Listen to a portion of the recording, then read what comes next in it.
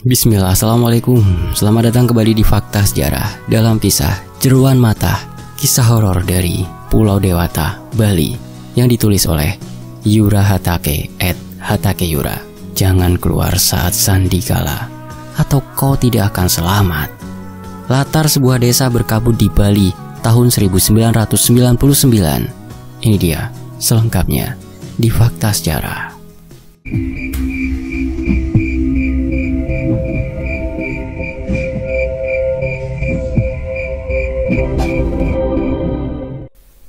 Wengi, tidak bisakah kamu mengubah tempat tugasmu?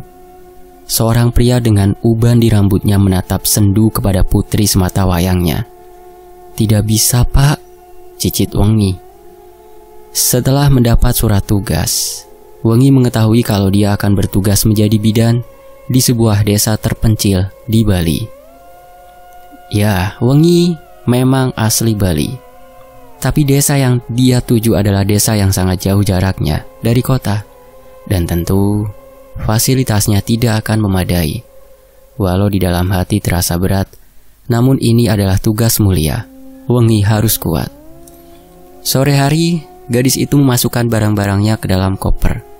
Sebentar lagi mobil yang akan mengantarnya ke sana akan menjemputnya ke rumah. Puk, tepukan halus menyapa bahu sempitnya. Ning, mabakti malu disanggah, sembahyang dulu disanggah, ujar Ibu Wengi. Sanggah adalah tempat sembahyang yang terdapat di pekarangan rumah umat Hindu di Bali. Wengi bersembahyang dengan khusyuk, meminta perlindungan kepada Tuhan agar dia selamat saat menjalankan tugas. Beberapa saat kemudian, Wengi selesai sembahyang, dan mobil yang mengantarnya sudah berada di depan rumah. Wengi berpelukan sesaat dengan ayah ibunya. Melambaikan tangan sejenak, hati Wengi mencelos ketika melihat sorot mata sang ayah yang terlihat sangat sedih. Wengi langsung memalingkan wajahnya ke arah lain, lalu memasuki mobil. Mobil pun melaju dari Denpasar menuju ke utara Pulau Bali. Perjalanan memakan waktu kurang lebih 2 jam, sampai akhirnya si sopir dan Wengi melewati sebuah hutan pinus yang sangat rimbun. Udara dingin menggigit kulitnya, sehingga Wengi cepat-cepat menaikkan jendela mobil. Gadis itu melirik ke kanan dan ke kiri. Hanya ada pohon-pohon dan semak belukar di sepanjang perjalanan. Wengi melirik sekilas ke arah jam tangannya. Pukul 8 malam. Jalanan aspal yang basah penuh dengan dedaunan kering. Kabut begitu tebal hingga Pak driver melaju dengan sangat pelan karena kesusahan melihat jalanan. Walau lampu mobilnya terlihat baik-baik saja, namun tidak cukup untuk menembus kabut tebal itu. Tidak ada satupun orang yang lewat atau pemukiman di hutan pinus itu. Sangat sunyi, hanya terdengar mesin mobil. Bahkan Wengi bisa mendengar detak jantungnya sendiri. Apalagi, sepanjang perjalanan, si sopir tidak banyak bicara. Pak, apa ini benar jalannya? Beneh ning, jawab sopir itu sekenanya.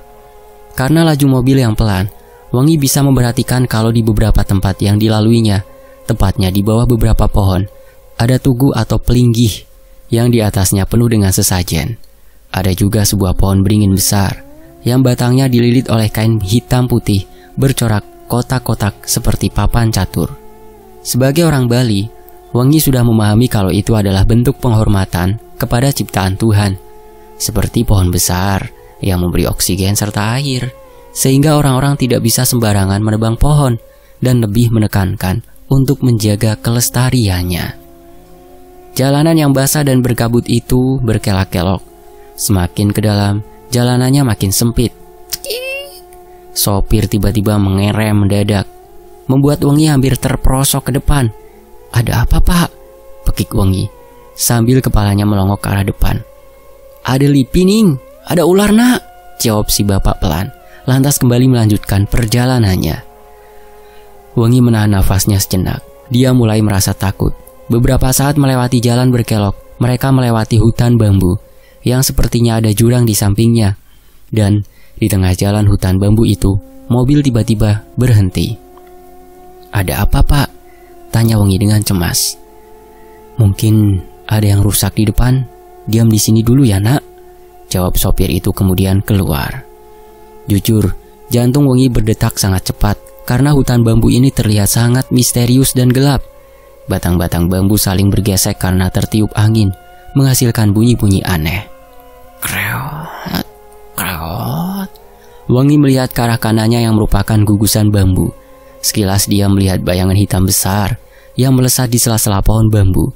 Wengi mengerjap-ngerjapkan matanya pelan, lalu kembali memfokuskan penglihatannya. Namun tidak ada apapun. Gadis itu lantas cepat-cepat menghadap ke depan. Sopir itu terlihat membuka kap mobilnya. Tidak sampai 5 menit, sopir itu kembali ke dalam mobil dan akhirnya mobil hidup kembali. Siapapun yang menghuni di sini, saya mau minjam jalan sebentar. Saya mau ngantar ibu bidan ini, gumam sopir itu. Wengi juga berdoa dalam hati, berharap agar mereka selamat sampai tujuan. Beberapa saat melewati hutan yang misterius dan mencekam. Akhirnya mereka sampai di sebuah pemukiman dengan sebagian besar bangunannya terbuat dari kayu. Wengi bernafas lega ketika melihat lampu-lampu berwarna kuning yang terlihat di beberapa teras rumah. Ternyata ada listrik di desa ini. Wengi sudah khawatir kalau dia akan berteman dengan kegelapan saat bertugas di sini. Beberapa saat kemudian, mobil berhenti di sebuah rumah beton dengan ukuran sedang. Wengi dan sopir itu keluar dari mobil. Wengi melihat ada seorang lelaki berkulit keriput memakai pakaian khas Bali dan udeng. Udeng adalah ikat kepala yang digunakan oleh laki-laki Bali. Lelaki itu memasang senyum hingga kedua matanya menghilang menjadi garis tipis. Rahajeng Wengi, bapak lan ibu, selamat malam bapak dan ibu, ujar lelaki itu dengan ramah. Selamat malam pak, jawab Wengi. Saya Bapak Ketut, kepala adat di sini. Boleh tahu dengan ibu siapa? Ujar bapak itu lembut. Tiang Luh Wengi pak, dari Denpasar, jawab Wengi. Bapak Ketut menaikkan sebelah alisnya. Wengi? Inggih pak, saya lahir malam hari, jawab Wengi sambil tersenyum. Ya, Wengi berarti malam dalam bahasa Bali.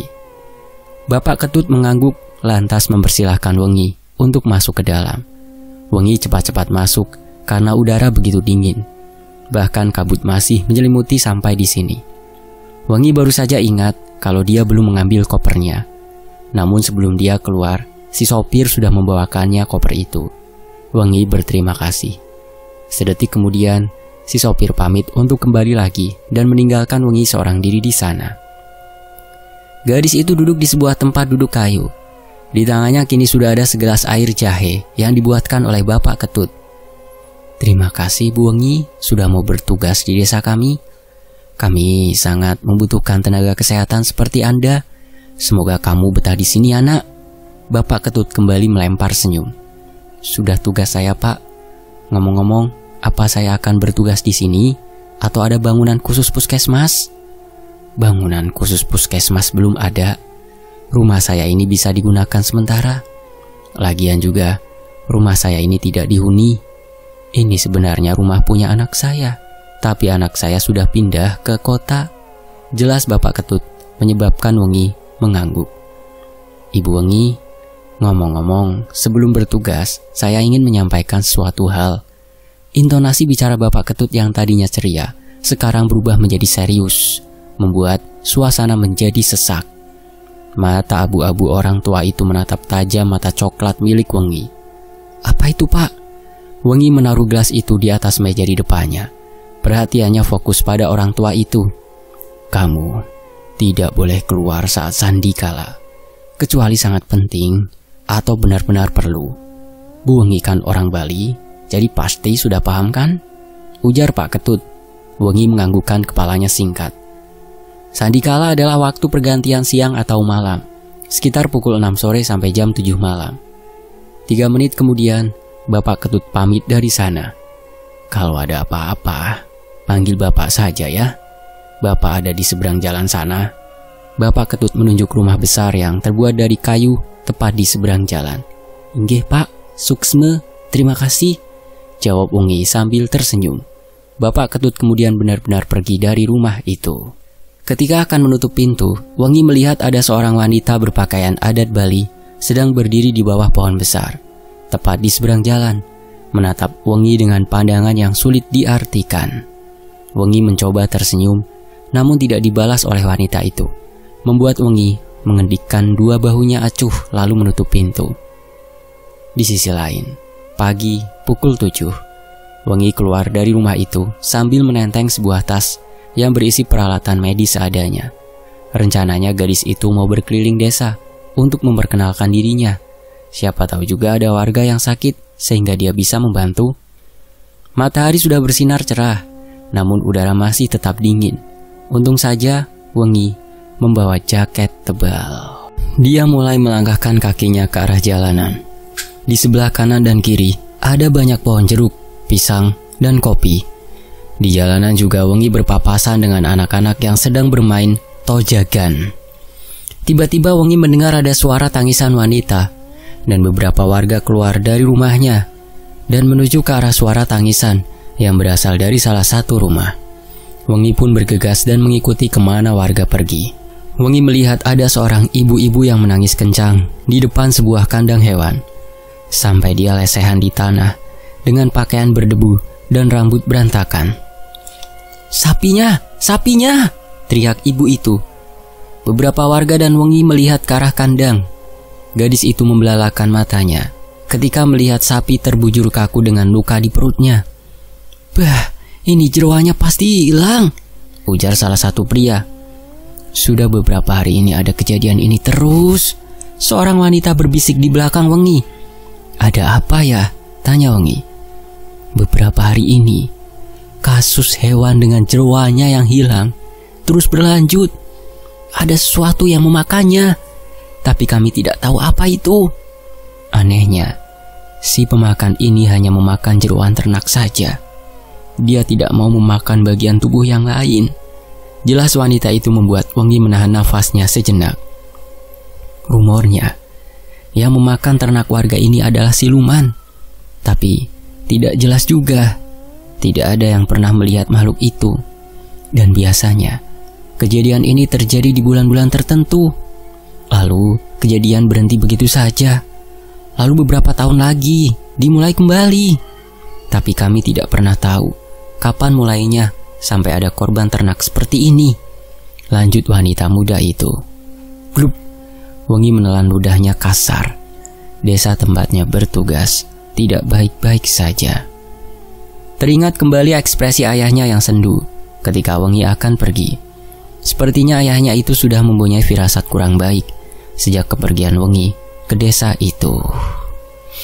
Di sisi lain, setelah berkeliling desa seharian dan memperkenalkan diri, Wengi baru kembali ke rumah itu sekitar jam 5 sore. Gadis itu langsung tidur karena kelelahan, kemudian bangun sekitar jam 6 sore. Wengi meregangkan otot-ototnya yang kaku, lantas berjalan mengambil handuk hendak mandi. Kamar mandi berada di luar. Gadis itu berjalan ke arah pintu. Namun saat akan membuka pintu, dirinya teringat dengan pesan Bapak Ketut. Jangan keluar di waktu sandikala. Alhasil Wengi kembali ke kamarnya, menunggu agar waktu sandikala berakhir. Tidak ada televisi yang menemaninya. Wengi juga tidak memiliki ponsel di tahun 99 itu.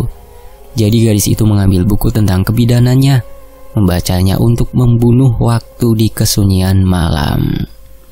Tuk, tuk, tuk. Wengi menghentikan acara membacanya ketika mendengar suara langkah kaki besar yang mengitari rumah. Duk, duk, duk. Langkah kaki itu semakin lama semakin mendekat. Duk. Langkah kaki itu berhenti. Sumbernya seperti di samping jendela kamarnya. Wengi melihat ke arah jendela yang sudah ditutupi oleh gorden berwarna merah. Jantung gadis itu bertalu dengan kencang. Tubuhnya kaku. Ujung jari tangan dan kakinya mendingin. Nafas tersengal. Jangan-jangan itu maling, gumam Wengi. Walau tubuhnya sudah bergetar, gadis itu tetap berdiri lalu menyambar sebuah sapu dan berjalan menuju jendela. Glup. Wengi menelan ludahnya kasar. Tangan pucatnya yang bergetar terjulur ke arah gorden. Set. Gorden dibuka. Tidak ada apapun, sunyi, sepi. Wengi pun menghela nafas lega. Apa itu hewan ya? Gadis itu mengedarkan retinanya keluar jendela, lalu menutup gorden dengan cepat. Tidak Wengi ketahui ternyata ada sesuatu entitas misterius dengan rupanya yang ditutupi gelapnya malam masih ada di bawah jendela. Di sisi lain, pagi hari pukul 6, Wengi berdiri di depan rumah Bapak Ketut. Ketukan 2 kali pada pintu mampu membuat seseorang membukakan pintu untuknya. Ialah seorang wanita dengan rambut beruban yang disanggul sederhana, berdiri di ambang pintu dengan senyum lebar hingga kedua matanya membentuk garis. "Ibu bidan ya?" tanya wanita itu. "Nggih, ada Bapak Ketut?" jawab Wengi. Lantas wanita tua itu mengangguk, mempersilahkan Wengi untuk masuk. Wengi melihat Bapak Ketut yang keluar dari sebuah kamar. "Bu Wengi, ada apa?" Senyuman ramah Bapak Ketut mengembang. "Kemarin malam ada suara tuk-tuk-tuk yang mengelilingi rumah.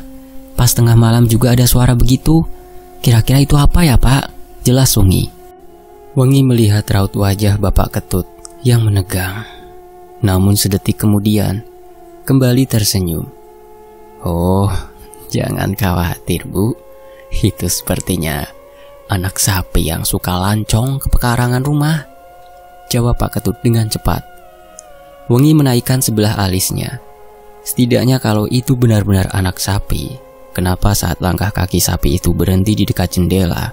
Kenapa Wengi tidak melihat wujud sapinya? Apa sapinya memiliki kecepatan tinggi untuk bergerak? Entahlah. Dan juga hewan seperti sapi bukanlah kebanyakan tidak aktif di malam hari. Membingungkan. "Oh begitu, saya kira apa, Pak?" Wengi tertawa pelan di akhir kalimat sambil mengaruk kepala belakangnya yang tidak gatal. "Iya, kami juga sering mendengarnya di malam hari. Anak sapi itu tidak bahaya kok," tegas Pak Ketut. "Bu bidan, makan dulu, saya sudah masak," ujar wanita tua itu. "Ini istri saya, panggil saja Mama Ketut."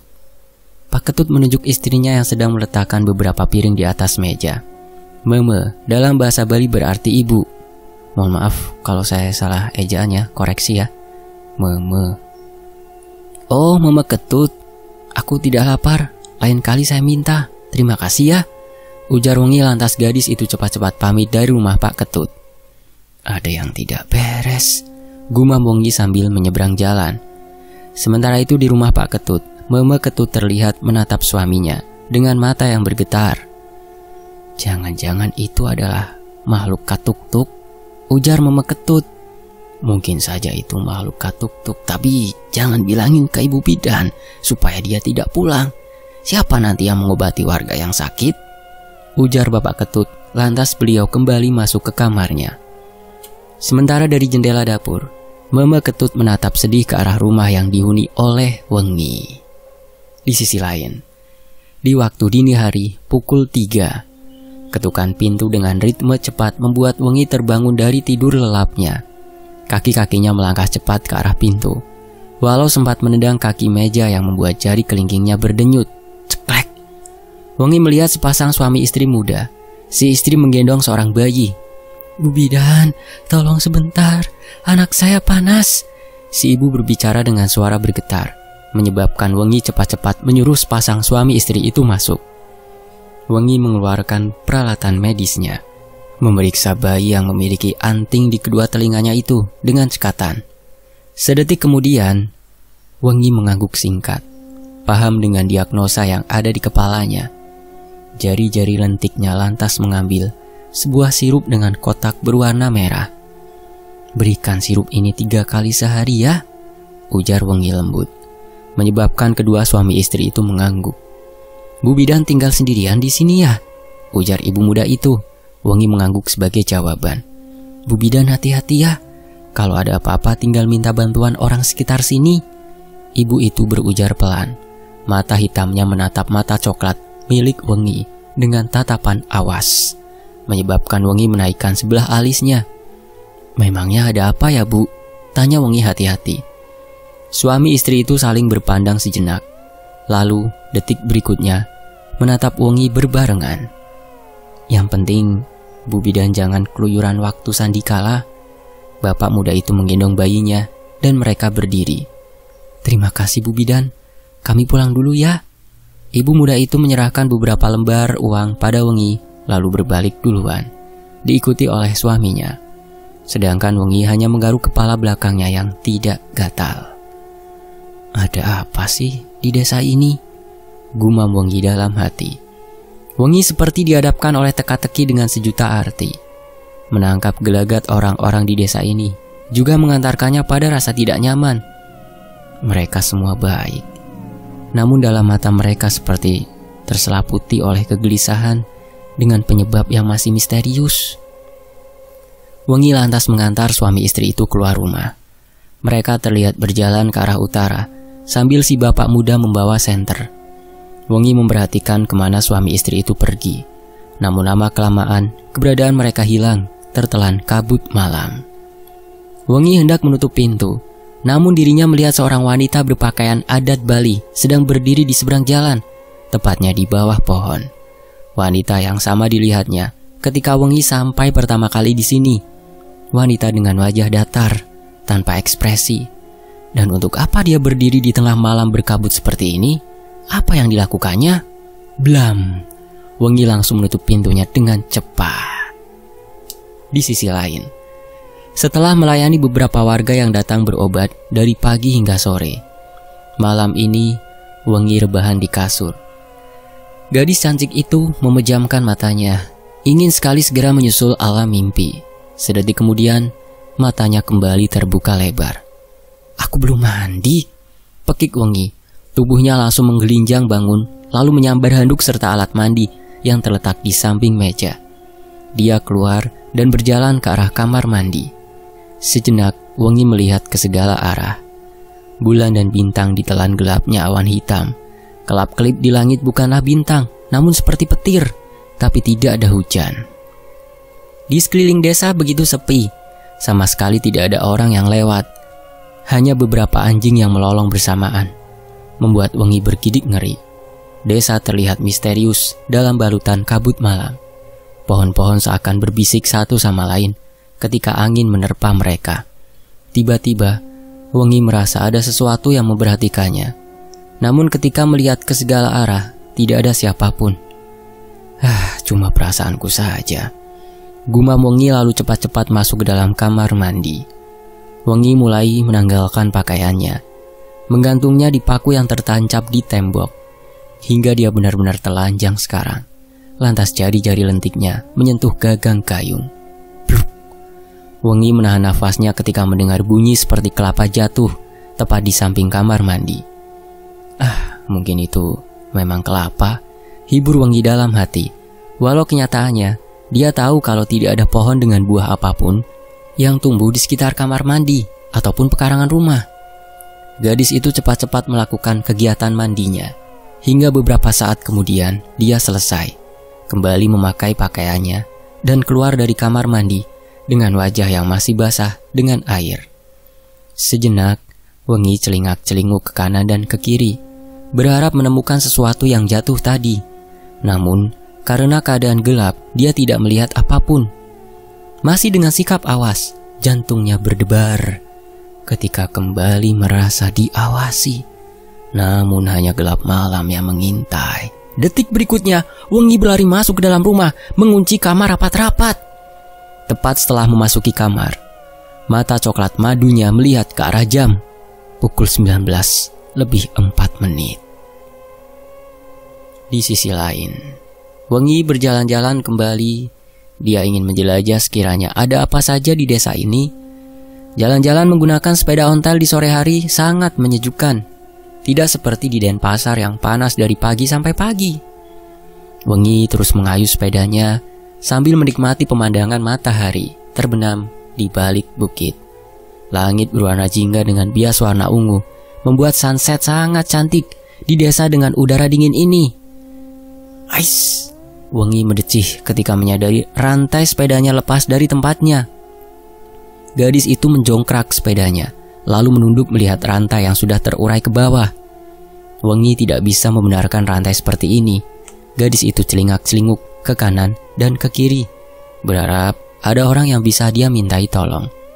Namun, bukannya orang yang dia lihat, malah sebuah papan yang terbuat dari kayu rapuh bercat putih yang sudah mengelupas. Tulisannya berwarna hitam, Setra. Begitu tulisan di papan itu yang berarti kuburan. Wengi menghela nafas. Dia lantas berjongkok, mencoba memperbaiki rantai sepeda itu dengan jari-jari lentiknya. Duh, gimana sih ini caranya? Gumamnya sedikit kesal. Om Swastiastu. Suara seorang kakek membuat Wengi melompat, sehingga sekarang dia dalam posisi berdiri. Om Swastiastu. Wengi cepat-cepat mencakupkan tangan di depan dada, membalas sang kakek. Kakek itu memakai sebuah sarung hitam, tanpa alas kaki, juga tanpa baju, membuat tulang iganya terekspos sempurna. Rusak itu, nak, ujar kakek itu sambil menunjuk rantai. Inggih, kakek bisa membantu saya, jawab Wengi. Sang kakek mengangguk, lantas berjongkok di samping sepeda Wengi. Jari-jari keriputnya menata ulang rantai itu agar berada di tempatnya. Sibuk memperhatikan si kakek, tiba-tiba Wengi mencium bau yang sangat busuk, mirip seperti bangkai tikus. Alhasil, Wengi menahan nafasnya sesaat, tidak berani langsung menutup hidung karena takut nanti kakek itu tersinggung. Tidak sampai 5 menit, rantainya sudah terpasang dengan baik. Kakek itu berdiri. Senyum Wengi mengembang hingga rona merah tipis terlihat di pipinya. Matur suksma nggih kakek, pekik Wengi. Nggih, sama-sama. Coba dulu ya, nak, ujar kakek itu. Wengi pun dengan semangat naik ke atas sepedanya, mencoba mengayuhnya beberapa saat, dan Wengi berhenti lalu merogoh sesuatu dari tasnya, mengambil beberapa lembar uang. Kakek, ucapan Wengi terhenti begitu saja ketika dia menoleh ke belakang dan tidak melihat kakek itu. Mata coklatnya berpendar ke segala arah. Tadinya dia hendak memberi uang sebagai ucapan terima kasih, namun kakek itu sudah hilang tanpa bekas. Jantung Wengi berdetak begitu cepat. Wajahnya berubah menjadi pucat pasi. Tanpa menunggu detik berikutnya, Wengi mengayuh sepedanya dengan kecepatan tinggi. Beberapa saat kemudian, Wengi sampai di depan rumah. Sudah ada Bapak Ketut dan seorang nenek. Ini bidannya yang baru, Nek, ujar Bapak Ketut, memperkenalkan Wengi kepada seorang nenek itu. Wah, cantiknya. Dengan ibu siapa ini? Nenek itu tersenyum ramah, hingga keriput di sekitar matanya terlihat jelas. Tiang Wengi, saya Wengi, Nek. Akan berobat ya? Jawab Wengi turun dari sepedanya dan memarkirkan di depan rumahnya. Lalu mengelap keringat di dahinya dengan punggung tangannya. Nenek itu mengangguk, sedangkan Bapak Ketut tersenyum. Wengi lantas mengajak nenek itu ke dalam untuk memeriksanya. Sementara Bapak Ketut menunggu di luar. Sembari mengecek tensi nenek itu, terlintas di kepala Wengi untuk bertanya sesuatu. Mungkin saja nenek ini tahu jawabannya. Nenek, saya kemarin malam mendengar ada seperti suara kelapa jatuh di sini, Nek. Tapi di sini kan tidak ada pohon kelapa. Kira-kira itu apa ya, Nek? Tanya Wengi dengan lembut. Wengi dapat melihat ekspresi nenek itu menegang. Tubuh ringkihnya pun ikut menegang. Nenek itu terdiam. Ingin Wengi bertanya sekali lagi, namun Wengi tidak enak karena nenek itu terlihat tidak nyaman. Maka Wengi melanjutkan pemeriksaan dan memberi obat yang cocok pada si nenek. Tidak sampai 10 menit, kegiatan selesai dan Wengi mengantar nenek itu keluar rumah. Sudah ya? Tanya Bapak Ketut. Nggih, ampun, sudah, jawab Wengi sekenanya. Bapak Ketut lantas menyerahkan beberapa lembar uang setelah Wengi menyebutkan nominal yang harus dibayar. Lalu, Bapak Ketut mengajak nenek itu keluar dari pekarangan rumah. Namun ketika sampai gerbang, nenek itu menoleh ke arah Wengi yang berdiri di ambang pintu. Tatapan nenek itu begitu gelap. Wengi merinding dibuatnya, namun gadis itu tetap melempar senyum, walau tidak akan dibalas oleh nenek itu. Semakin membuat Wengi bertanya-tanya, misteri apa yang terjadi di desa ini? Dan mengapa dia seperti dikucilkan dan tidak pantas diberi penjelasan di sini?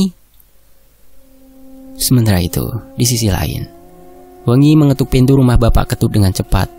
Ketukan kelima, Pak Ketut membuka pintu, mengernyitkan dahinya ketika melihat Wengi bertamu tengah malam begini. "Ada apa, Nak?" "Listrik saya mati, Pak," ujar Wengi dengan nafas yang ngos-ngosan. Dia tidak mau hidup dalam kegelapan. Bagaimana kalau ada sesuatu seperti maling dan Wengi tidak bisa melihat jelas untuk melawan? Nah, seperti itu. "Kok bisa ya? Padahal listrik Bapak hidup. Sini, masuk dulu," ujar Pak Ketut, lalu menguap. Pintu dibuka lebar. Wengi melangkah masuk tanpa segan. "Tunggu di sini dulu ya, Nak. Bapak mau cari senter." Bapak Ketut lantas masuk ke kamar yang berada di samping dapur.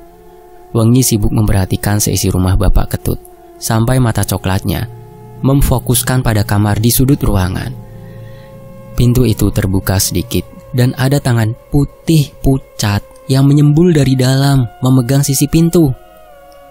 Di dalam kamar itu begitu gelap sehingga Wengi tidak bisa melihat sampai ke dalam. Wengi terus memperhatikan sampai blam. Wengi sedikit meloncat karena terkejut ketika pintu itu ditutup dengan keras. "Apa itu memeketut ya?" batin Wengi. Mungkin memang memeketut, batin Wengi lagi, meyakinkan dirinya. Beberapa saat kemudian, Bapak Ketut keluar dari kamarnya dan membawa sebuah senter besar. "Ayo, Nak." Bapak Ketut menuju pintu keluar, diikuti oleh Wengi. Namun sebelum Wengi benar-benar keluar, gadis itu melirik sekilas ke arah kamar di sudut ruangan.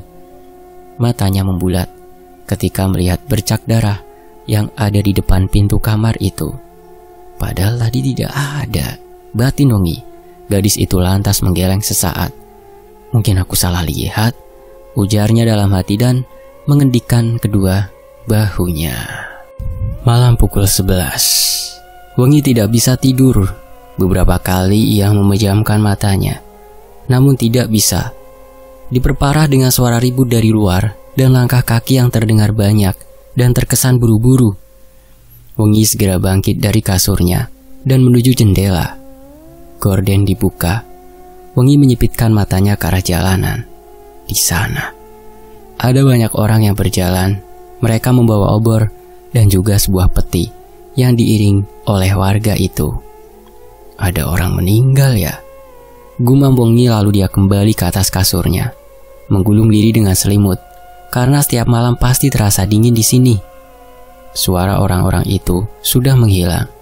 Wengi menutup matanya dan perlahan gadis itu masuk ke dalam dunia mimpi yang diinginkannya sejak tadi. Jam bergulir. Tepatnya jam 3 pagi ketika gadis itu melirik ke arah jam yang ada di atas nakas. Tenggorokannya terasa kering. Maka gadis itu berjalan ke arah dapur. Jari-jari lentik itu meraih gelas dan menuangkan air, lalu menegak airnya perlahan. Bluk. Suara itu membuat Wengi menghentikan tegukan airnya dan menjauhkan gelas dari bibirnya yang basah. Tuk. Wengi meletakkan gelasnya di atas meja. Gluduk-gluduk. Samar-samar terdengar suara sesuatu yang menggelinding di belakang rumah. Wengi mendengus kasar. Dirinya sebenarnya sudah muak karena diganggu hal seperti ini terus. Ketika dia bertanya, tidak ada kejelasan. Dia lelah. Dia hanya ingin membantu di desa ini. Tapi kenapa ada gangguan seperti ini? Ditambah, orang-orang di desa ini seperti tertutup dan tidak peduli dengan apa yang dialaminya. Maka, Wengi mengambil senter di atas meja makan. Kaki-kaki jenjang itu melangkah ke arah pintu. Tak lupa sebelum itu mengambil linggis yang terletak di samping pintu. Entah mengapa linggis itu ada di sana. Tidaklah penting bagi Wengi. Yang penting sekarang adalah mencari tahu apa yang mengganggunya selama ini. Dengan nafas yang memburu, bukan takut lagi yang menguasainya seperti hari kemarin, tapi amarah yang tiba-tiba meluap dalam dada setelah sekian lama diam dan bingung sendirian. Ceklek. Pintu terbuka. Mata coklat itu berpendar ke segala arah. Hanya ada kabut dan pohon-pohon yang bergoyang. Tidak ada siapapun. Bahkan anjing pun tidak ada yang lewat atau melolong seperti di hari sebelumnya. Wengi mengambil langkah panjang-panjang menuju ke belakang rumah. Memeriksa setiap sudut pekarangan dengan senternya, sambil tangan kanannya memegang linggis erat-erat. Kabut tebal di dini hari membuat penglihatannya terganggu. Namun untuk jarak dekat tidaklah masalah. sampai Wengi berada di belakang rumah. Dia memeriksa pelan-pelan karena tenggorokannya mulai perih akibat udara dingin. Wengi menyipitkan matanya ketika melihat sebuah sumur yang dililit oleh tumbuhan bersulur. Katrolnya terlihat sudah karatan. Di samping sumur ada sebuah ember pecah yang sudah lumutan. "Siapa yang ada di sini? Tunjukkan dirimu!" teriak Wengi di samping sumur tua itu. Wengi segera mengarahkan senternya ke arah kanan. Ternyata di belakang tembok rumah ini ada hutan bambu. "Aku hanya membantu di desa ini, tidak ada maksud lain. Jadi jangan ganggu aku!" teriak Wengi kembali, kepalang kesal dengan keadaannya. Bluk! Suara itu kembali terdengar di belakangnya. Ketika menoleh ke belakang dengan gerakan patah-patah, dek, mata coklat Wengi melebar. Seketika wajah gadis itu mendadak memucat. Tubuhnya mendadak tidak bisa digerakkan. Wengi terkejut karena tidak melihat apapun. Dia hanya mendengar nafas dengan hembusan besar-besar. Sesekali menggeram. Karena tidak bisa bergerak, Wengi melirik ke kanan dan ke kiri, ingin tahu apa itu. Namun sekali lagi, tidak ada apapun. Maka gadis itu memejamkan matanya, berdoa dalam hati dengan memanjatkan mantra Gayatri. Tidak sampai 5 menit, tubuh Wengi bisa bergerak kembali. Nafas gadis itu tersengal naik dan turun. Keringat membanjiri dahinya sampai turun ke pelipisnya. Gadis itu masih saja berani untuk memeriksa segala sesuatu dengan senternya. Sekarang hanya terasa sunyi yang mencekam. Wengi tidak pernah membayangkan kalau dirinya akan memanggil atau menantang sebuah entitas yang tidak ia ketahui wujudnya. Bukan bermaksud jahat, tapi gadis itu hanya tidak ingin diganggu. Sekaligus penasaran dengan apa yang sebenarnya sedang menerornya. Suara-suara tadi sangat menyeramkan, namun itu tidak membuat Wengi gentar. Alih-alih lari setelah mengalami kejadian aneh, gadis itu kini mencoba mengarahkan senternya di dalam sumur. Hanya gelap yang menguasai, maka Wengi hanya mendengus kasar. "Jika mereka tetap menggangguku, aku tidak akan berhenti untuk mencari tahu apa itu," gumam gadis itu, lalu pergi dari sumur itu masuk ke dalam rumah. Tidak Wengi ketahui, ada sebuah bercak darah segar yang mengelilingi sumur itu. Bercak yang menetes dari udara, dibawa oleh entitas misterius yang sedang mencari mangsa. Di sisi lain, disinilah Wengi duduk sekarang di kursi kayu teras rumah Bapak Ketut dengan cahaya matahari lembut. Secangkir kopi manis digenggam oleh jari-jari lentiknya. "Mama Ketut, kemarin ada orang yang meninggal ya?" tanya Wengi sambil memperhatikan mata Mama Ketut yang mengarah pada sebuah pohon besar di depan pagar rumahnya. "Orang meninggal? Siapa yang bilang?" Mama Ketut langsung menghadap Wengi dengan satu alisnya yang terangkat naik. "Iya, kemarin saya melihat ada orang-orang yang membawa sebuah peti mayat jam 11 malam. Mereka berjalan ke arah selatan," jelas Wengi, mencoba menceritakan apa yang dia lihat kemarin malam. Wengi mengerutkan kedua alisnya ketika melihat Mama Ketut menatap tajam pada dirinya. "Kalau ada orang meninggal, pasti Bapak Ketut dan saya tahu. Bapak Ketut kan kepala adat di sini," jelas Mama Ketut. Sontak saja membuat Wengi menahan nafasnya sesaat. "Terus, apa yang saya lihat kemarin itu, jawab Wengi, balas menatap tajam ke arah Mama Ketut. "Wong samar," jawab Mama Ketut dengan suara pelan, tepatnya bisikan. Wengi tahu apa itu wong samar. Menurut masyarakat Bali, wong samar adalah makhluk yang mirip dengan manusia. Hanya saja mereka tidak memiliki lekukan di atas bibir. Makhluk ini juga konon menjalani kehidupan seperti manusia. Mereka bekerja, memiliki keluarga, dan lain sebagainya. Hanya saja, makhluk ini tidak bisa dilihat oleh orang awam, atau mereka bisa menampakkan dirinya jika mereka berkenan. Mama Ketut terdiam 1000 bahasa, membuat Wengi merasa tidak nyaman. "Lihat, dia mendiamiku lagi," Sepertinya ada sesuatu yang disembunyikan. Atau tabu untuk dibicarakan? Gumam Wengi dalam hati. Bu Wengi, sudah makan? Teriak Bapak Ketut yang sedang membuka gerbang. Sepertinya pria tua itu baru datang dari suatu tempat. Sudah Pak, ucap Wengi sambil melempar senyum. Kamu tahu, ada ternak yang mati lagi. Jeroannya hilang, aneh sekali. Kalau ini memang hewan buas, kenapa dia tidak makan bagian tubuh yang lain? Bapak Ketut menggaruk-garuk rambutnya yang penuh uban. Wajahnya menekuk penuh dengan kegelisahan. Sudah ada 5 kambing dan 4 sapi yang mati seperti itu, lanjut Bapak Ketut. Oh ya, jangan takut ya Bu. Itu terjadi pada hewan ternak saja kok, ujar Bapak Ketut, membuat Wengi mengangguk. Namun ada rasa penasaran yang mendalam dalam hati gadis itu. Wengi kemudian pamit pulang kepada Bapak dan Meme Ketut. Tunggu dulu nak, teriak Meme Ketut, membuat Wengi menghentikan langkahnya. Nak, kamu tidak pernah menghaturkan canang di tugu dan depan rumah di seberang jalan? Tanya Meme Ketut. Rumah yang dimaksudkan oleh Meme Ketut adalah rumah yang dijadikan puskesmas sementara oleh Wengi. Secara umum, canang adalah upacara keagamaan umat Hindu di Bali yang digunakan untuk persembahan. Biasanya terbuat dari janur yang dibentuk kotak atau bulat. Lalu isiannya adalah yang paling bawah bernama porosan, yaitu gabungan dari potongan daun sirih, dan kapur sirih.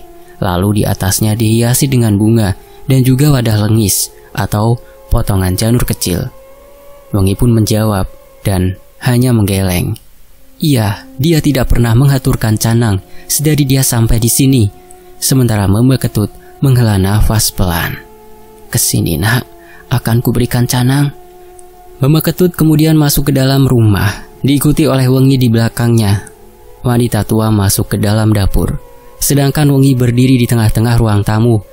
Mata coklatnya berpendar ke segala penjuru arah, dan perhatiannya kali ini terpusat pada sebuah kamar di sudut ruangan. Pintunya terbuka sedikit.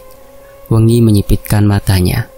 Dia melihat untaian rambut panjang mencapai lantai di sela pintu itu. Lalu detik berikutnya, rambut itu tertarik ke dalam kamar yang sepertinya gelap. Wengi lantas menyusul ke dalam dapur. Gadis itu melihat wanita tua sedang memasukkan beberapa canang ke dalam tas kresek berwarna kuning. Meme Ketut, berapa punya anak? Tanya Wengi. Cuma 1 nak, Mu Ani. Tapi sudah pergi bekerja ke kota Badung, jawab Meme Ketut sambil menyerahkan tas kresek itu kepada Wengi. Alih-alih mengambil tas kresek yang disodorkan, Wengi malah berdiam diri seperti patung, menatap tas kresek kuning yang digoyang-goyangkan oleh Meme Ketut. Nah, Meme Ketut menautkan kedua alisnya. Oh iya, terima kasih Meme Ketut.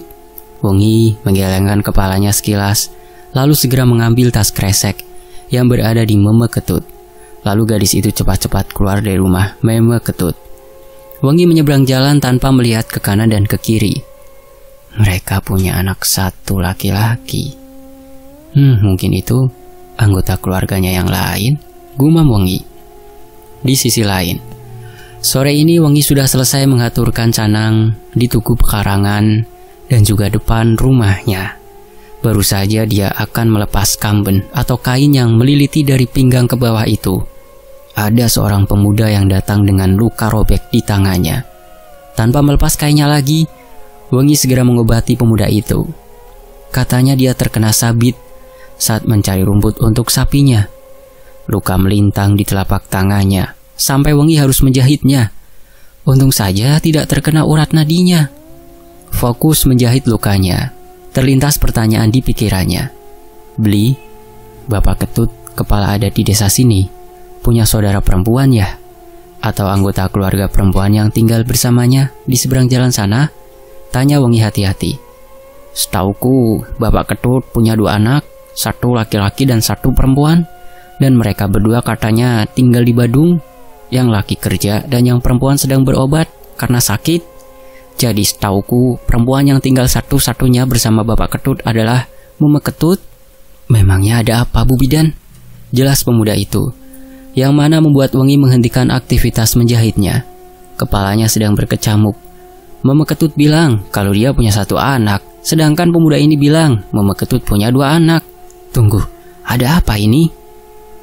Apa di rumah Bapak Ketut hanya Bapak dan Mama Ketut saja yang tinggal? Tanya Wengi kembali. Kali ini mata coklatnya memadu padan dengan mata sehitam jelaga milik pemuda itu.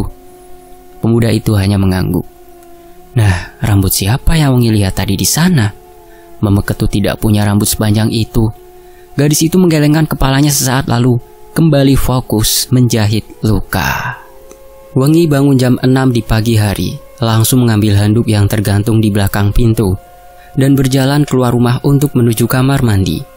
Saat di ambang pintu, Wengi melihat ada sesuatu di jalan raya, seperti hewan yang tidur di sana. Hewannya cukup besar. Jangan-jangan kaki-kaki jenjangnya langsung melecut menuju jalan raya.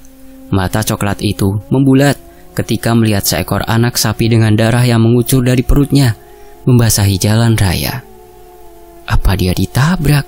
Gumam Wengi, lantas berjalan mendekat ke arah anak sapi itu. Wengi sedikit menunduk untuk melihat keadaan anak sapi. Dia melihat kalau ada luka robek di perut sapi itu. Seketika, Wengi teringat dengan kasus jeroan ternak yang hilang di desa ini. Segera saja Wengi berlari ke arah rumah Bapak Ketut, mengetuk pintunya dengan cepat, dan menghasilkan Bapak Ketut yang berdiri di ambang pintu dengan muka bantalnya. "Pak, ada anak sapi di jalan raya. Ada luka robek di perutnya," ujar Wengi. Langsung membuat pria tua itu keluar rumah dengan ekspresi yang menegang. Bapak Ketut lantas memanggil beberapa warga, bertanya kira-kira siapa pemilik anak sapi ini. Tidak ada yang tahu membuat mereka lantas menguburkan anak sapi yang malang itu. Sementara itu, Wengi kembali ke pekarangan rumah dan berpikir tentang apa yang menghantui desa ini. Apakah pelakunya bayangan hitam dengan nafas yang berhembus berat-berat itu? Atau makhluk yang berbunyi seperti kelapa jatuh? Atau makhluk yang menghasilkan suara tuk tuk tuk itu? Sementara itu di sisi lain, Wengi menghanturkan canang setiap hari di tugu pekarangan dan depan rumah, sesuai dengan anjuran Mama Ketut. Malam kemarin dan malam ini tidak ada gangguan, dan Wengi hanya perlu untuk mentaati peraturan agar jangan keluar saat sandikala. Kurasa semuanya akan baik-baik saja sekarang, gumam Wengi sambil melihat baju di dalam kamarnya. Pukul 18.45, Wengi menyipitkan matanya ke arah seberang jalan. Dia melihat Bapak Ketut yang keluar dari gerbang rumahnya. Oke, dia dilarang untuk keluar sandikala, namun kepala adat itu malah keluar. Wengi melihat Bapak Ketut yang membawa canang dan dupa. Kemanakah dia pergi?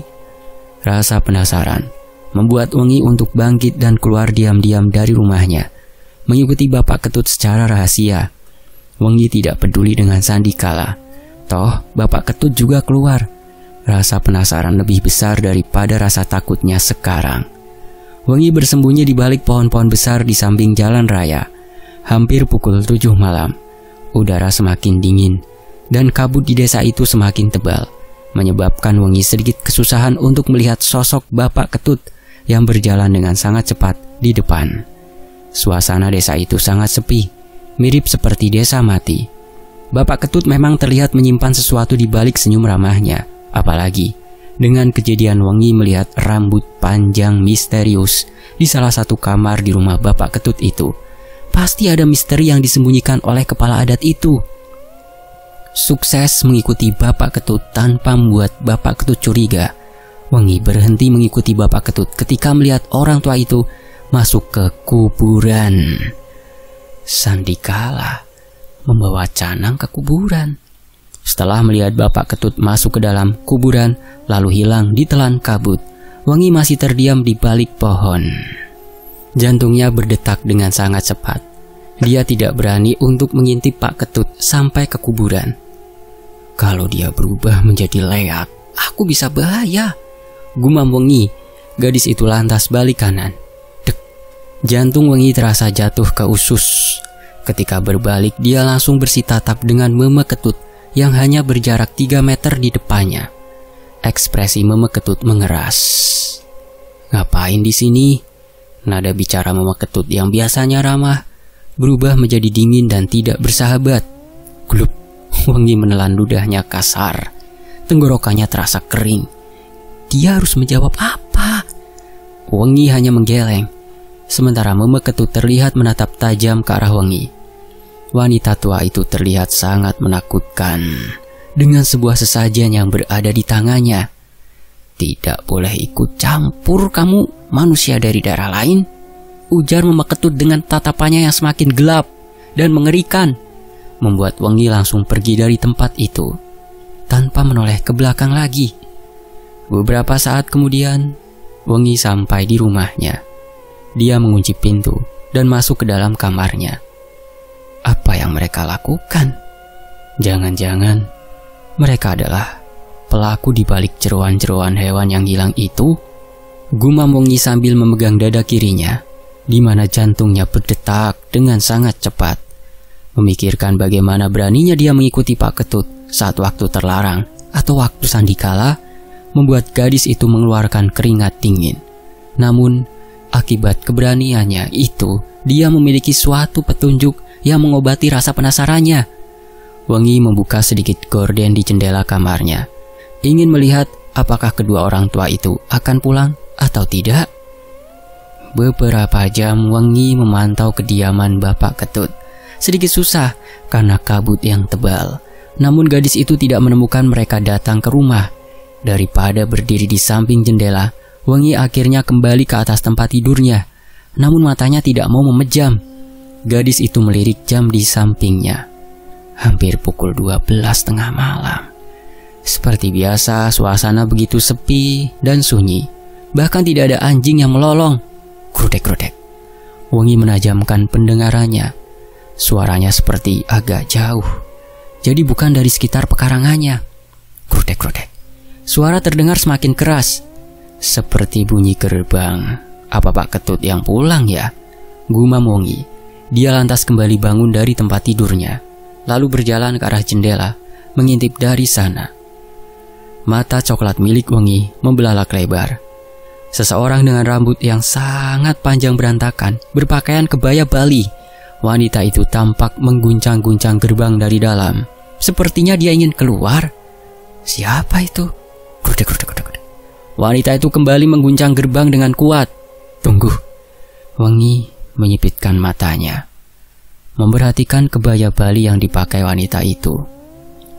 Dia wanita misterius yang aku lihat berdiri malam-malam di bawah pohon di seberang jalan saat aku pertama kali sampai di sini. Wengi terperanjat ketika menyadari wanita itu. Kebayanya terlihat sama, namun Wengi kurang yakin karena dia belum melihat wajah wanita itu. Dek, seolah keinginannya didengar. Wanita berambut panjang berantakan itu berhenti, mengguncang gerbang Pak Ketut, dan balas menatap Wengi yang mengintip dari jendela. Wengi langsung menutup mulutnya, lalu menutup gorden dengan cepat. Itu benar-benar wanita yang dia lihat waktu itu di bawah pohon. Wajahnya cantik, namun kulitnya sangat pucat. Bedanya waktu itu rambut panjang, wanita itu disanggul, tapi sekarang berurai tidak beraturan. Menyeramkan, apalagi mereka tadi sempat bertemu pandang, menyebabkan Wengi bergidik ngeri. Dia langsung berlari ke arah ranjang dan masuk ke dalam selimut. Siapa dia? Gumam Wengi. Dia benar-benar takut kalau wanita misterius itu sampai bisa membuka gerbang. Di sisi lain, Wengi terbangun dengan kepala yang berdenyut. Ingin sekali tidur kembali, namun dia harus siap-siap menjalankan tugas sebagai bidan di sini. Wengi berjalan ke dapur dan melihat kalau sampahnya yang sudah banyak. Kata Pak Ketut, dia sudah menyediakan tempat sampah di depan gerbang rumah. Jadi gadis itu bisa membuang sampahnya di sana. Dan begitulah Wengi sekarang membawa sekantong plastik besar sampah, membuka gerbang dan menaruh sampah itu di tempat yang sudah disediakan. Saat itulah gadis itu kembali bertemu tatap dengan Meme Ketut yang sedang menghancurkan canang di depan gerbang rumahnya. Wengi melempar senyum, namun Meme Ketut malah merespon dengan merotasi matanya ke atas. lantas tatapan super dingin. Tidak seperti hari-hari sebelumnya. Biasanya wanita itu ramah. Pasti aku sudah dibenci karena berani untuk mengikuti kemana mereka pergi, gumam Wengi. Lantas matanya mencoba melihat-lihat ke arah pekarangan rumah Bapak Ketut. Normal-normal saja. Wengi masih penasaran dengan siapa wanita berambut panjang yang mengamuk kemarin malam. Gadis itu lantas menghembuskan nafasnya kasar dan masuk kembali ke dalam rumah. Tidak Wengi ketahui, ada sepasang mata abu-abu yang melihat gerak-geriknya dari tadi. Di sisi lain, setiap sore, sehabis melayani masyarakat yang berobat, Wengi selalu mengaturkan canang di tugu pekarangan dan di depan rumahnya. Nah, biasanya dalam satu hari itu, Wengi pasti berkunjung sekali ke rumah Bapak Ketut untuk suatu keperluan atau sekedar mencari teman ngobrol. Namun, sejak kejadian itu, Wengi enggan untuk bertamu ke rumah Bapak Ketut. Beberapa hari ini juga mereka tidak bertegur sapa. Wengi pasrah saja. Selesai mengaturkan canang, Wengi kembali masuk ke dalam rumah. Sudah memasuki waktu sandikala. Sebenarnya Wengi sudah tidak takut lagi dengan larangan itu, karena kepala adat pun keluar di saat seperti itu. Kenapa Wengi tidak? Pikirnya, jadi saat sandikala, Wengi malah mandi. Selesai mandi, gadis itu mengeringkan rambutnya di dalam kamarnya. Tuk, tuk, tuk. Wengi menajamkan pendengarannya. Kali ini suara itu terdengar di belakang rumahnya. Suara seperti hentakan kaki. Kata Bapak Ketut, itu adalah anak sapi, bukan? Wengi ingin membuktikannya. Tanpa takut, Wengi langsung mengambil senternya dan keluar dari rumah. Pukul 18:33. Biasanya masih ada sedikit semburat jingga di barat. Namun hari ini, jam segini sudah gelap gulita. Apa karena mendung? Wengi memfokuskan mata coklatnya ke arah langit. Selain gelap, kabut tebal selalu memperparah keadaannya, sehingga dia kesulitan untuk melihat sekitar. Namun bagaimanapun, gadis itu sudah bulat tekadnya untuk mengecek apa itu. Dengan langkah lebar-lebar, Wengi menembus kabut tebal yang menyelimuti di sekitar pekarangannya. Wengi sampai di belakang rumahnya yang dipenuhi rumput ilalang, sebuah sumur tua dan hutan bambu di belakang tembok rumahnya. Wengi mengarahkan senternya ke segala arah. Gemersik bambu menjadi lagu latar. Tuk, tuk, tuk. Suara itu kali ini terdengar di belakang tubuh Wengi. Gadis itu sontak saja mengarahkan senternya ke arah sana. Namun sekali lagi, tidak ada apapun. Buang-buang waktu saja. Selalu tidak ada apapun. Sudahlah, gumam Wengi. Gadis itu hendak berbalik, namun tuk. Suaranya begitu keras dari arah sumur. Perlahan Wengi mendekat ke arah sumur dan mengarahkan senternya ke dalam. Gadis itu berteriak histeris ketika melihat sebuah potongan kaki manusia yang bergerak-gerak di sumur itu. Wengi lantas berlari menuju depan rumah. Tapi naasnya, dia malah terjatuh. Senternya terlempar entah kemana. Wengi hendak bangun. Dek. Namun di depannya ada sepotong kaki manusia dari lutut hingga ke bawah. Kaki itu berbau busuk, penuh luka borok dan mengeluarkan darah dan nanah. Dia melompat-lompat yang menyebabkan bunyi tuk tuk tuk. Wengi sangat ketakutan. Dia berusaha untuk bangun. Sepotong kaki itu telah menghilang. Wengi berhasil bangun dengan tubuh yang masih tergetar. Pluk. Suara seperti buah kelapa yang jatuh. Wengi menoleh ke arah belakangnya dan membelalakan mata coklatnya ketika melihat kepala manusia dengan wajah mengerikan yang tersenyum lebar, memamerkan taringnya yang lancip. Wengi lari tunggang langgang menuju ke arah jalan raya. Tidak ada rumah yang lebih dekat dari rumah Pak Ketut. Maka gadis itu terpaksa untuk menuju ke sana. Persetan kalau dirinya masih dibenci atau didiami, yang penting sekarang adalah mencari seseorang agar dirinya tidak sendirian. Tok tok tok. Tolong Bapak Ketut, tolong saya. Wengi mengetuk pintu dengan cepat. Air mata sudah membanjiri pipi putihnya. Tempurung lututnya bergetar sambil kepalanya menoleh ke kanan dan ke kiri. takut kalau kepala mengerikan itu mengikutinya. Ceklek, pintu terbuka, menampilkan Bapak Ketut dengan wajah kebingungan. "Bu Bidan, ada apa?" tanya Bapak Ketut. "Tolong saya, Pak. Ada sepotong kaki mengerikan yang melompat-lompat di pekarangan rumah. Dan juga sebuah kepala manusia yang jatuh entah dari mana. Saya takut, Pak," ujar Wengi sambil menangis sesenggukan. Sontak saja, Bapak Ketut membelalakan mata abu-abunya. "Itu kemang-mang dan katuk-tuk," gumam Bapak Ketut terdengar seperti bisikan. Namun Wengi masih bisa mendengarnya dengan jelas. "Apa itu, Pak?" "Kemang-mang adalah makhluk yang terdiri dari kepala saja, dan katuk-tuk adalah makhluk yang terdiri dari kaki saja. Mereka memang suka lewat, apalagi di rumah yang sudah lama tidak dihuni, seperti rumah yang ibu tinggali sekarang," jelas Bapak Ketut. "Dek. Mereka sebenarnya jarang menampilkan diri. Biasanya ada sesuatu yang memancing mereka untuk menampakkan diri. Apa yang Bu Wengi lakukan sebelumnya?" selidik Bapak Ketut. Dek. Mendengar pertanyaan itu, tubuh Wengi langsung membeku. Gadis itu telah melakukan sesuatu, yaitu keluar pada saat sandikala dan mencari-cari keberadaan mereka. Benar sudah, Wengi memang ingin tahu apa sebenarnya yang mengganggunya, dan keinginan dia telah dikabulkan dan terjawab dengan melihat kedua penampakan itu. Bapak Ketut melihat Wengi yang masih menangis, jadi tidak tega. Gadis itu sendirian dari Denpasar dan bertugas di desa terpencil begini. Pasti berat rasanya, apalagi mengalami hal-hal buruk seperti itu. Bapak Ketut memang kesal Wengi yang mengikutinya. Waktu sandikala itu, Mama Ketut yang melapor, tapi Bapak Ketut masih mempunyai rasa kemanusiaan. "Kalau begitu, Bu Bidan nginep di sini saja. Ada kamar kosong kok," ujar Bapak Ketut. Bener, Pak?" tanya Wengi meyakinkan lagi. "Bener, Bu. Itu sih kalau Bu Bidan mau.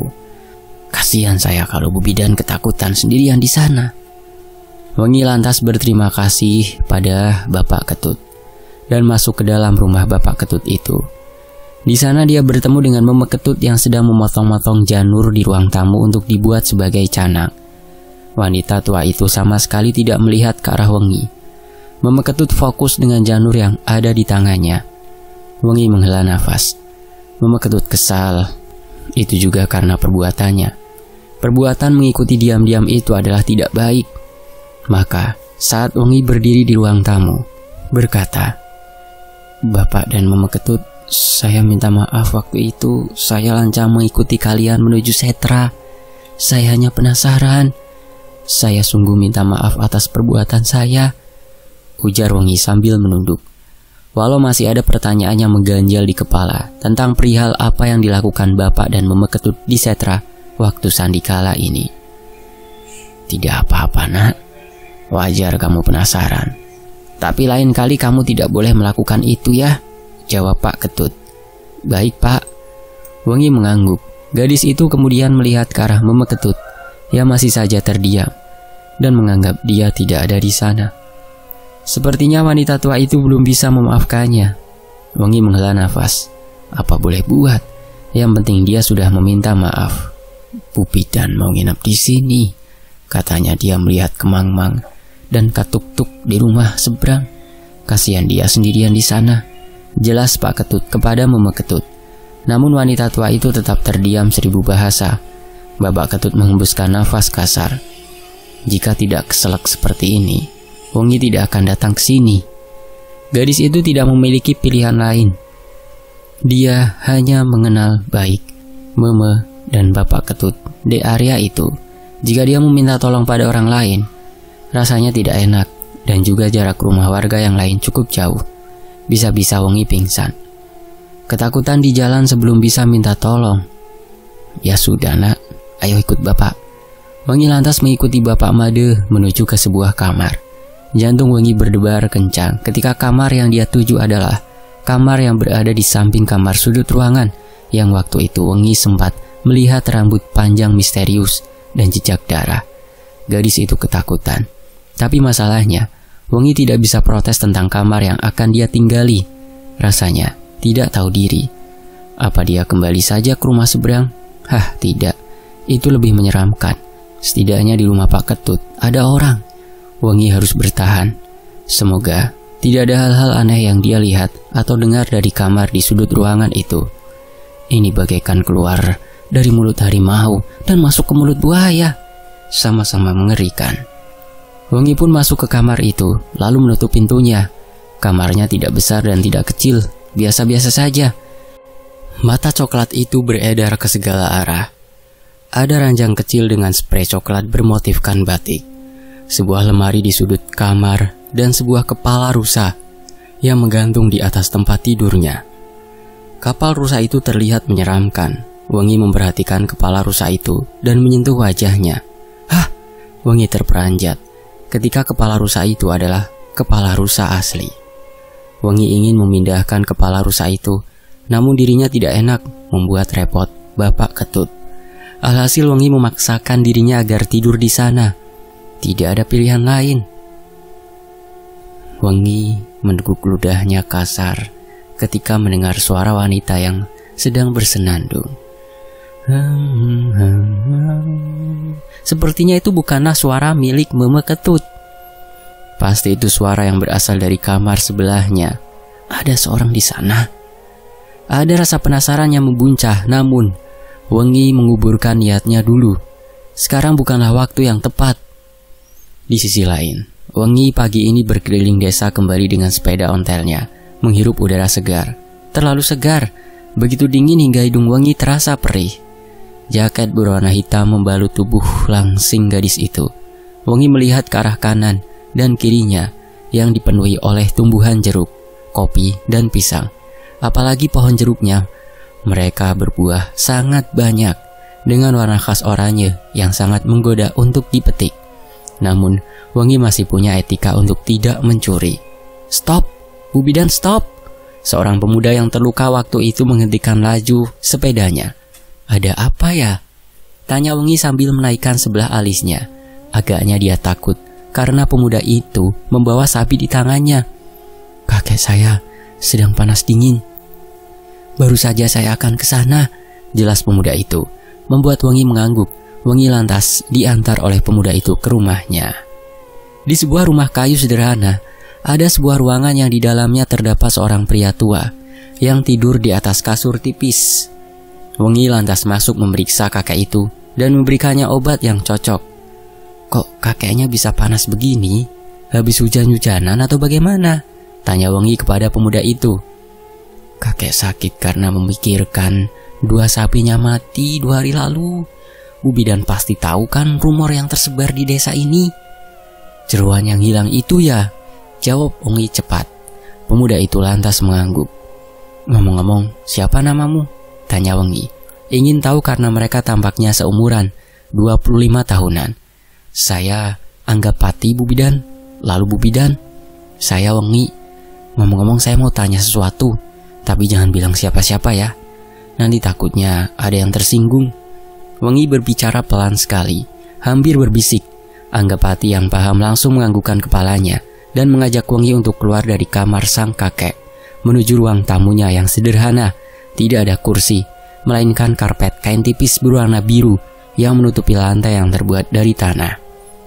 "Saya sempat melihat beberapa kali ada orang lain yang tinggal di rumah Bapak Ketut," Wengi memulai. "Lalu, yang paling jelas adalah saya melihat rambut yang sangat panjang di dalam sana, di dalam salah satu kamar rumah Pak Ketut. Kebetulan saya berkunjung ke sana, dan juga pada tengah malam saya melihat wanita berambut panjang itu menggedor-gedor pagar rumah. Sepertinya dia ingin keluar," jelas Wengi. Sontak membuat mata gelap Anggapati melebar. "Bu Bidan, jangan-jangan itu adalah anak perempuannya Bapak Ketut di..." "Bapak atau Mama Ketut tidak bilang kalau dia punya anak perempuan. Mereka bilang hanya punya 1 anak laki-laki yang sudah pergi ke kota." Wengi menyela perkataan Anggapati, membuat pemuda itu tergagap. Sejenak Anggapati mengambil nafas, lalu menghembuskannya perlahan, menatap mata coklat Wengi yang terlihat bergetar.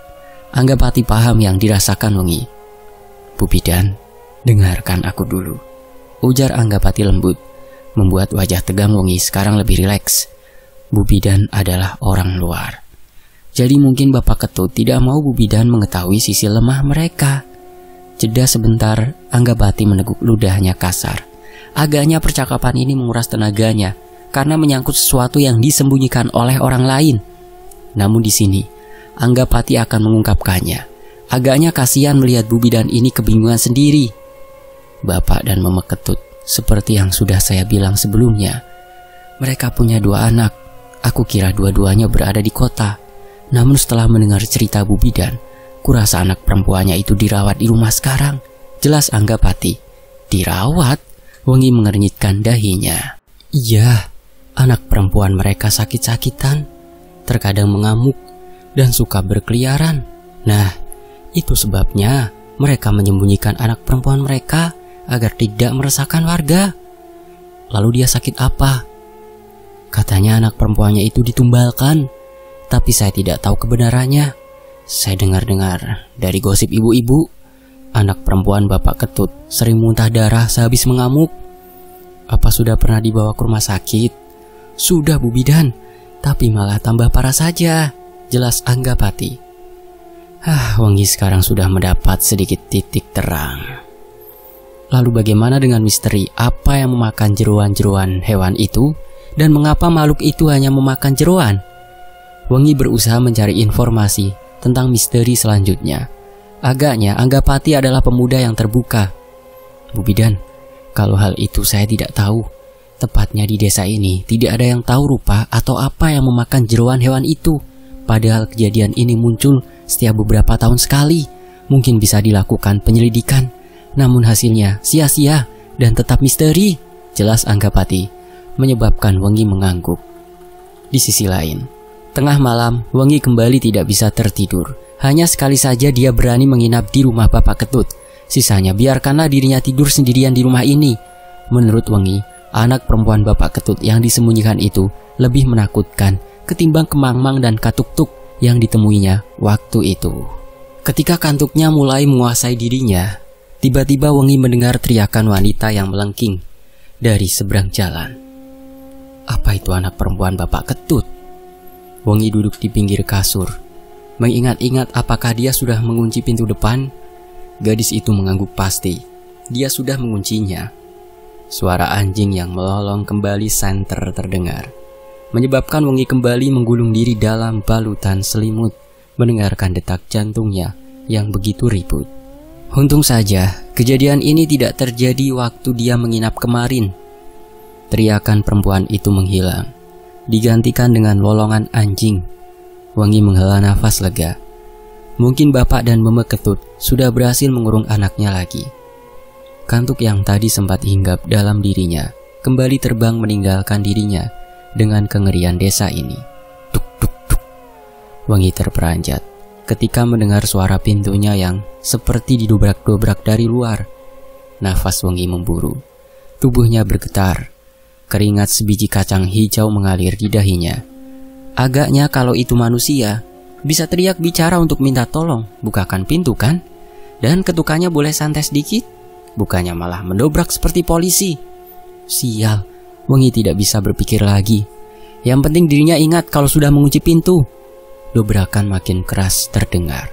Brak! Dobrakan terakhir membuat gadis itu membelalakan matanya. Terdengar seperti orang itu berhasil membuka pintunya. Wengi menelan ludahnya kasar. Apa yang harus dia lakukan?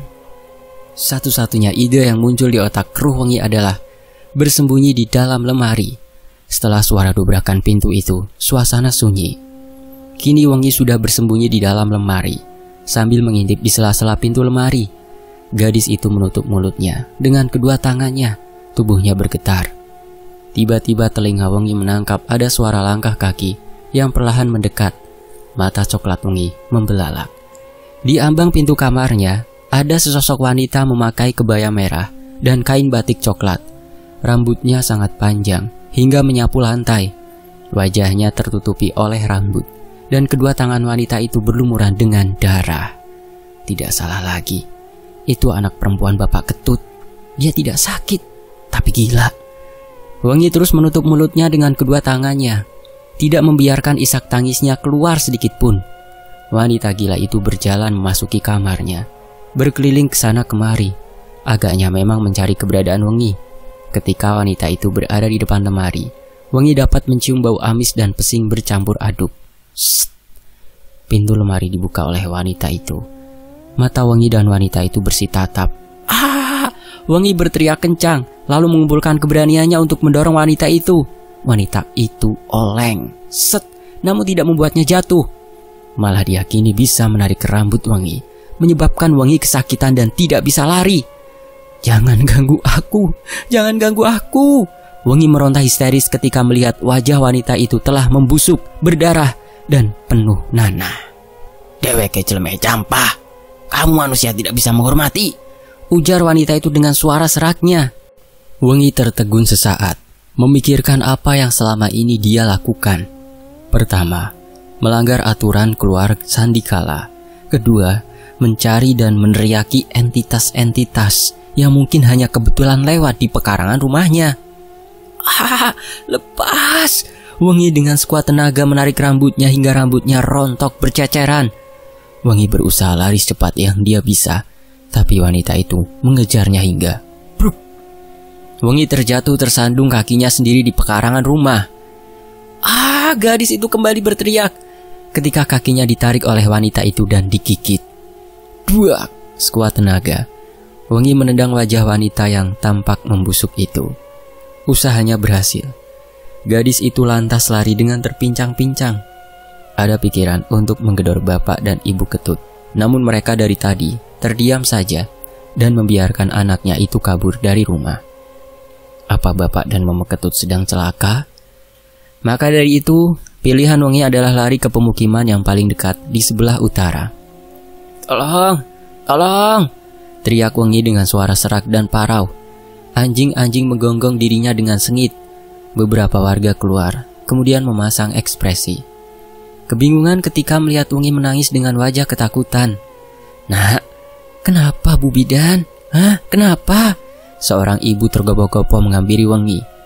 Anaknya Pak Ketut keluar mengamuk, lalu saya diserang, jelas Wengi dengan cepat. Beberapa warga yang mendengar itu langsung mengerutkan keningnya. Bukannya anak-anak Pak Ketut semuanya di kota ya? Gumam seorang lelaki paruh baya. Ayo cek ramai-ramai ke rumah Pak Ketut, ayo, seru seorang ibu. Dia tadi sudah berlari entah kemana dan mengamuk, teriak Wengi. Tidak apa, kita akan mencarinya ramai-ramai, lalu menangkapnya agar tidak meresahkan, ujar seorang pria paruh baya, menyebabkan semua orang mengangguk. Mereka lantas membawa senter masing-masing untuk mencari keberadaan anak Pak Ketut yang katanya mengamuk dan menyerang itu. Sedangkan Wengi dititipkan di salah satu rumah warga sambil luka gigitan kakinya itu diobati. Luh deh, teriak warga yang sedang mencari anak Bapak Ketut. Bapak Ketut, Bapak Ketut. Warga mencari Bapak Ketut di rumahnya, namun sepi. Warga saling bertatapan, lalu memberanikan diri untuk masuk ke dalam rumah Bapak Ketut malam itu. Alangkah terkejutnya warga ketika melihat Bapak dan Mama Ketut tergeletak bersimbah darah di lantai ruang tamunya. Mereka dibunuh, teriak warga, melihat luka koyakan seperti dirobek di bagian leher. Ini seperti gigitan harimau, teriak salah satu warga lagi. Semuanya menahan nafas sesaat, memikirkan apa sekiranya yang masuk akal. Masuk dan membunuh Bapak dan Mama Ketut dalam ruangan dengan pintu yang tertutup. Apa hewan itu masuk dari pintu belakang? Salah satu warga melakukan pengecekan dan pintu belakangnya terkunci. Begitu juga dengan jendela-jendelanya. Tulungin, tulungin! Seorang warga berteriak dari arah selatan, masuk ke pekarangan Pak Ketut dengan tergopoh-gopoh. Wengi sontak saja mengecek apa yang terjadi. Ada apa? Tanya Wengi dengan suara bergetar. Luh deh, memakan sapi yang sudah mati di sebelah selatan. Saya tidak berani menangkap, takut, jelas warga itu dengan nafas ngos-ngosan. Sontak saja membuat beberapa warga yang mendengarnya langsung pucat di tempat. Baiklah, ayo cari dia sama-sama. Salah seorang warga mengajak warga lainnya berjalan ke arah selatan. Dan benar saja apa yang dikatakan warga itu. Luh deh memang berada di samping bangkai sapi. Tapi sekarang gadis itu tergeletak di tanah bersama bangkai sapi. Wajahnya seperti membusuk, membuat beberapa warga langsung balik kanan karena tidak kuat untuk melihatnya. Seorang warga kembali ke pekarangan Pak Ketut yang masih ada beberapa orang di dalamnya, termasuk Wengi, orang yang dia cari. "Bu Bidan, kami menemukan Luhde, tapi dia sudah tidak sadarkan diri. Apa ibu bisa memeriksanya sekarang?" tanya warga itu. Wengi jelas bisa melihat bingar ketakutan yang tercetak jelas di wajah orang itu. "Baik Pak, bawa saja dia dulu ke puskesmas sementara," jawab Wengi. Beberapa saat kemudian warga menggotong tubuh Luhde yang kurus kering. Mereka tampak menahan nafasnya karena bau bangkai hewan menyengat dari tubuh gadis itu. "Ya Tuhan," gumam Wengi spontan, namun dia harus menguatkan diri. Warga pun meletakkan Luhde di tempat tidur, memeriksanya secara detail. Wengi lantas terdiam, menundukkan kepalanya sejenak. Detik berikutnya menatap satu-satu wajah warga yang berdiri di sekitarnya. "Dia sudah meninggal," jelas Wengi. Sumpah tenggorokannya terasa tercekik.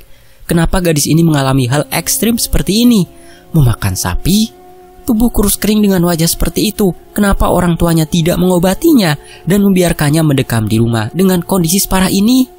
"Kami pernah mendengar kalau Bapak Ketut itu menukarkan anaknya pada makhluk tak kasat mata, menukarkannya sebagai tumbal agar dia ditakuti banyak orang. Terlihat terhormat dan kaya raya dengan hasil kebun super melimpah yang secara ajaib dalam satu malam tiba-tiba buah jeruk dan kopinya berbuah sangat banyak seperti renceng anggur." Warga sekitar sampai terheran-heran. Dan setelah itu, Luhde, anak perempuan Pak Ketut itu, tiba-tiba jatuh sakit selama bertahun-tahun. Kami tidak tahu pasti, tapi hasil kebun satu malam yang tidak wajar itu membuat kami menyimpulkan ada suatu perjanjian di baliknya. Luhde menjadi seperti orang gila, dan kita melihat sendiri kalau dia yang memakan jeroan sapi itu sangat tidak wajar. Sepertinya mungkin itu adalah salah satu isi perjanjian. Entahlah. Jelas seorang kakek tua seolah bisa membaca pikiran Wengi, lalu mengirimkan jawaban secara langsung. Wengi mengangguk sekilas, lalu memperhatikan adonan kering yang menempel pada luka-luka di wajah Luhde. Wengi menyentuhnya sekilas. Itu adalah adonan tanah liat yang sumbernya dari gelas tanah liat yang ada di kuburan. Saya sebagai teman Bapak Ketut melihat sendiri Pak Ketut pergi ke kuburan dan mengambil gelas tanah liat. Sampai di rumah, dia menghancurkan gelas itu, membuatnya menjadi adonan kembali dan mengobati wajah Luhde dengan itu. Jelas seorang wanita paruh baya. Sontak saja membuat Wengi menahan nafasnya sejenak. Itulah mengapa Bapak Ketut waktu sandikala terdahulu pergi ke kuburan. Saat Wengi mengikutinya dari belakang itu, Wengi kira Bapak Ketut akan ngeleak, tapi ternyata mencari gelas tanah liat di kuburan. "Kenapa gelas tanah liat digunakan sebagai obatnya?" tanya Wengi. "Itu kata dukun," jawab wanita itu, menyebabkan Wengi langsung mengangguk. Pelaku di balik jeroan hewan yang hilang itu adalah Luhde. Jelas sudah. Sementara itu di sisi lain, Bapak dan Mama Ketut juga Luhde sudah dimakamkan. Wengi hadir waktu itu, dengan jelas melihat anak lelaki Pak Ketut yang meraung-raung dengan tangisan pilu, duduk di atas tanah lalu mengamuk seperti anak kecil yang minta mainan. Pilu tentu dirasa oleh Wengi. Setelah penguburan itu, Wengi kira anak lelaki Bapak Ketut akan tinggal di desanya barang sejenak. Namun ternyata dia langsung balik ke kota. Sedangkan Wengi benar-benar takut untuk tidur sendiri di puskesmas sementara. Maka ada beberapa gadis yang menginap di sana. Namun itu tidak cukup untuk mengusir ketakutan Wengi, sebab setiap malam Wengi mendengar tangisan yang sangat mirip suaranya dengan Pak Ketut di sekitar rumahnya itu. Para gadis yang menginap di sana juga mendengarnya. Maka pagi itu Wengi meminta Anggapati untuk mengantarnya di mana ada telepon umum. Sebuah motor butut digunakan oleh Anggapati untuk mengantar Bu Bidan ke desa sebelah, sebab di sana ada warga yang memiliki telepon. Wengi menceritakan itu semua pada rekan kerjanya yang ada di Denpasar. Wengi tidak kuat, juga menelpon anak lelaki Pak Ketut. Untung Wengi sempat meminta nomor teleponnya. Di sisi lain, Wengi baru saja mengemas barang-barangnya, memasukkan ke sebuah koper hitam dan sebuah tas kecil. Sore itu, bapak sopir yang mengantarnya pertama kali ke sini itu sudah menunggunya di depan puskesmas sementara. Setelah yakin semua barang-barangnya masuk dalam koper dan tas, Wengi segera menyeretnya ke dalam mobil, dibantu oleh sopir. Sedangkan Wengi kembali berbalik ke puskesmas sementara itu. Lupa menutup pintunya, pesan anak lelaki Bapak Ketut ditelepon, tinggalkan saja kuncinya di sana, tapi setidaknya tutup pintunya. Oke, Wengi sudah melakukannya. Pak driver sudah menunggu di dalam mobil. Sore itu mendung, berkabut pula. Wengi cepat-cepat menuju mobil. Namun sebelum membuka pintu, Wengi melihat sejenak ke arah rumah almarhum Bapak Ketut yang sudah kosong, seraya menyipitkan matanya. Sebab jantung Wengi terasa mencelos ketika di jendela rumah Bapak Ketut itu ada sebuah bayangan wanita berambut panjang yang bergerak menggaruk-garuk kaca jendela. Wengi langsung membuka pintu mobil dan masuk ke dalam mobil dengan wajah super pucat. Mobil lantas berjalan. Keadaan sunyi sampai Bapak melihatnya juga kok. Jangan takut, mereka mungkin cuma lewat, ujar driver tua itu tiba-tiba, membuat bulu kuduknya merinding. Sopir itu tidak tahu cerita apapun. Maka dari itu, Wengi terdiam sepanjang perjalanan, berusaha melupakan desa berkabut yang sungguh menyeramkan itu. Seumur hidupnya, Wengi berjanji tidak akan kembali lagi ke sana. Selesai, tamat. Demikianlah sebuah kisah misteri dari Bali, dari Yura Hatake @HatakeYura, akun Twitter. Fakta Sejarah mengucapkan terima kasih kepada penulisnya dan buat teman-teman yang sudah menyimak kisah ini di sini. Saya pamit, nantikan kisah lainnya hanya di Fakta Sejarah. Wassalamualaikum warahmatullahi wabarakatuh. Alhamdulillahirabbil alamin.